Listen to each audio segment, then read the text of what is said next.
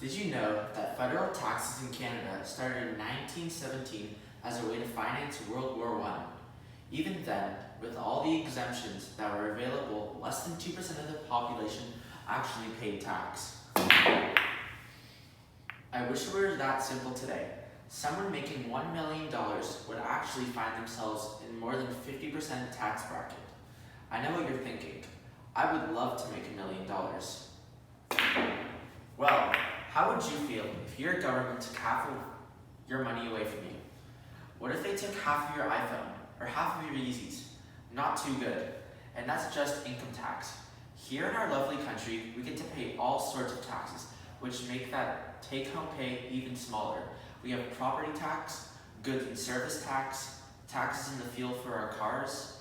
Geesh, it's a wonder our parents have enough money to send us to this fancy private school. Every year, the government puts out a statistic called Tax Freedom Day. This is a day designated in the year when, to that date, all the money you earn goes straight to taxes. You only get to keep what you make after this date. In 2019, that day is June 14th for the average Canadian citizen, so you work for nearly half of the year before you make any real money. Doesn't seem fair. So why are taxes so high? I think corrupt government spending has to do with it.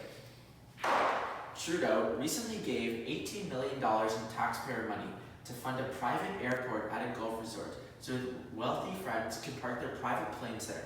When asked about it, he didn't deny, but he claimed that his government gives advantages and benefits to the wealthiest people in our country.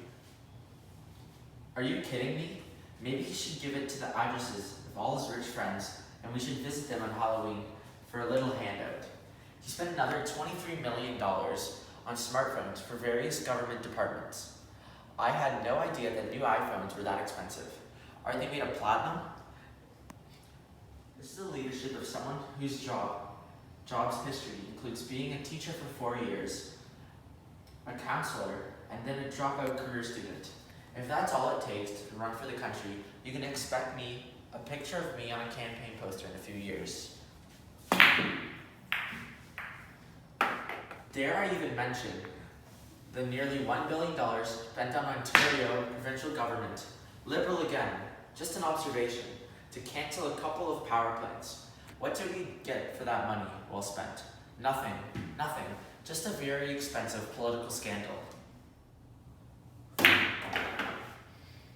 I'm sure the contract writers for the power plant companies are laughing their way to the bank over that one. Maybe it's time for someone who actually understands fiduciary responsibilities to run the country, stop the wasteful government spending, and reduce our taxes. My parents say they can't afford to buy me the Supreme hoodie that I always wanted because the taxman took half their money.